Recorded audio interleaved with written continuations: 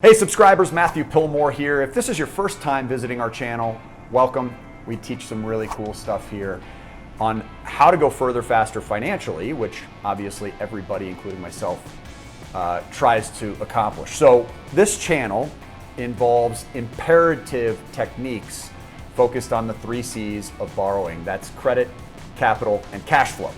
We're going to be talking about all of those throughout each training on this channel, but today's continues to elaborate further on one of my most favorite of debt weapons, which is known as business credit. Recently just taught a class at the Denver Investor Success Summit, which is Denver's largest gathering of real estate investors. They usually draw around 500 attendees and they host it twice per year. It's put on by Pine Financial Group and Your Castle Real Estate, 2 very close friends of ours, people that are actively sharing our education with their agents and clients and have us come in and speak regularly. So that was a really big treat. We had a couple hundred people in there learning about how they can benefit from the use of acquiring business credit, not just for real estate investing, but for other types of business ventures. Really, the accounts can be used for any reason whatsoever because they're completely liquid.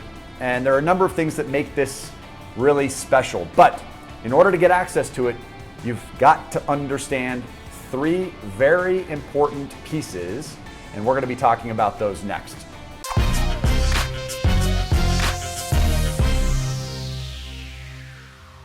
All right, guys, so we've got a very important training today. This is 3 tips in getting access to your own business credit, even if you're a brand new business without any seasoning or income yet. So the very first tip is not just using traditional banks. While we've had great success in the past using your big box banks for business types of capital, they can be far more restrictive and the underwriting guidelines much more stringent. So in order to access the best variety of both personal and business debt weapons, it's important to look outside of those big box banks as well. That can include more niche or local branch banks, more community types of banks, credit unions, and even non-institutional lenders. This is a really important strategy. And why do we like this one so much? Well, when you find those niche banks that perhaps have their own internal underwriting guidelines, what you'll learn is that they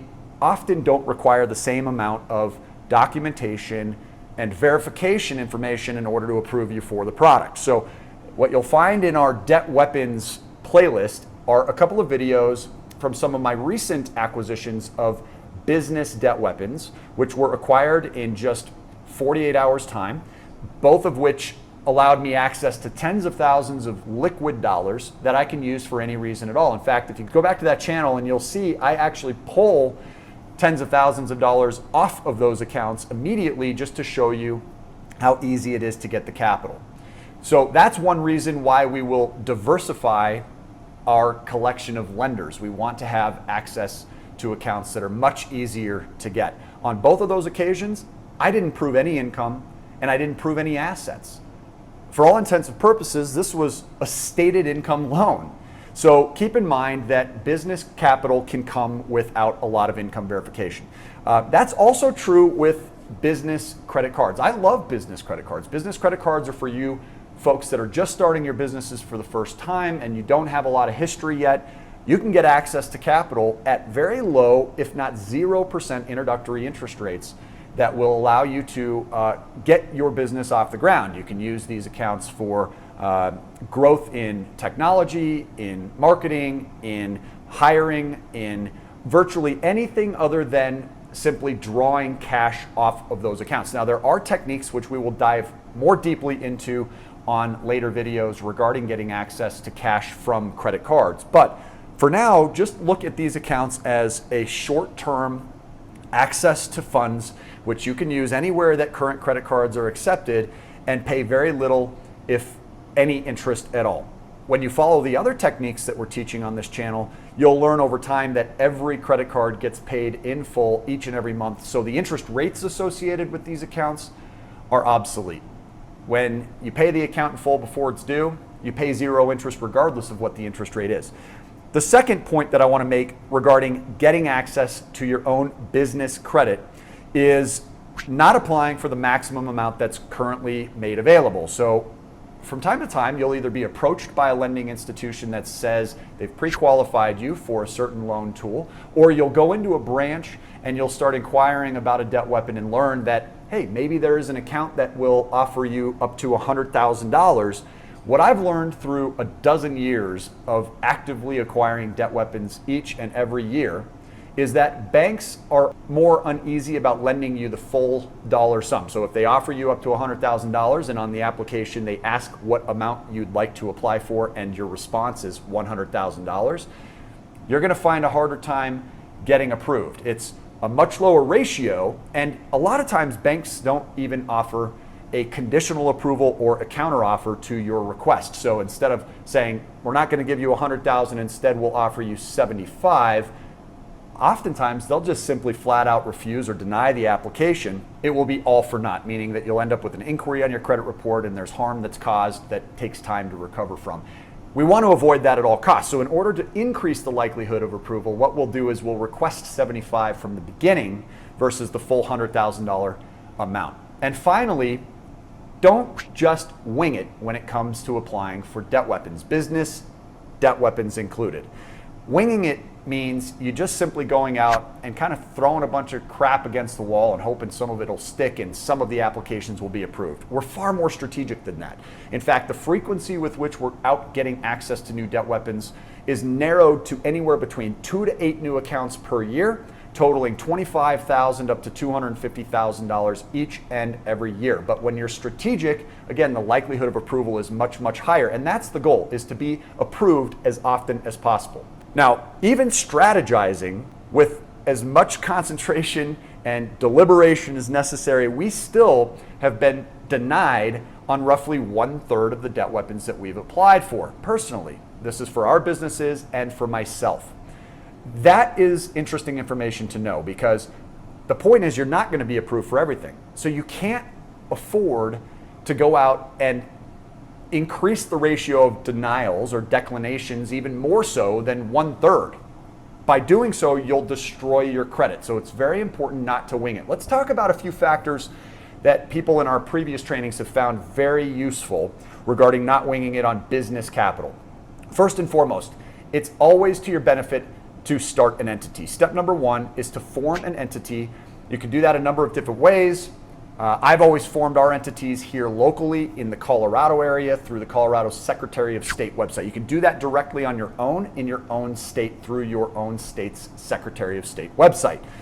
You can also look at forming entities outside of your own state. And for conversations like that, I would refer you to some of our partners like Fortune DNA or Laughlin Associates that have taught classes in the business building section of our YouTube channel. So make sure you check out those classes. We can even put the description or the links rather in the description below. With that in mind, once you've had your entity established, you're positioning yourself to get significant tax and lending advantages. It's incredibly important to have these entities established, and the longer they're seasoned, the more value they will have for you. In addition to the entity, you will be provided your own employer identification number, EIN. This is a tax ID number that is used as a substitute or in addition to your Social Security number when you're applying for loans. Very important to have this number. So again, if you have not yet set up an entity, either an LLC or a corporation, make sure you talk to your tax professionals as well as guides like Fortune DNA or Laughlin Associates to do it the right way. It'll be so worth whatever expense it ends up being for you. Once you have the entity, you're going to want to obviously establish a business name in that process that offers you availability of a URL. This is another big mistake we see made all the time. If you buy an entity that uses a business name which does not have a URL, a website address available to you, you'll end up with massive complications every year from that point forward. So do your homework, set up an entity that will benefit you moving into the future. Don't pick the entity name because it's emotionally meaningful to you. It's irrelevant to your success. In the end, the best type of business name is going to be one that's somewhat ambiguous. The business name that we selected was VIP Enterprises. VIP Enterprises could be anything. And we really like having that broad ability to describe what we do. So every time we apply for new debt weapons, we're not pigeonholed into an industry because our business name is so specific. If we had used Matthew Pillmore Real Estate Holdings LLC, it's difficult for me to explain to a lender that we do things other than real estate. So make sure you're picking a fairly ambiguous name. And at that point, I would also want to make sure that VIPenterprises.com existed as well. Big, big, big tip. Once you have your business name, it's important to start diversifying your contact information away from your personal information. Some of the most popular business debt weapons are revolving and invisible types of accounts, meaning that they don't show up on our personal credit reports, but we still personally guarantee them because we're able to use them and pay them back and then use them again and pay them back, much like a credit card. They're available for use over and over and over again. Very, very, very popular and valuable. But those accounts require personal guarantees in most cases. And if I have the same information from the personal side of my application matching the same information or the information that's input on the back side of that application, then in many cases it will hinder my likelihood of approval. I'm not taken seriously as a business owner. So you may be working your business from your home. It may be something where you just haven't needed the extra space, or you haven't grown to a point where you can afford extra space.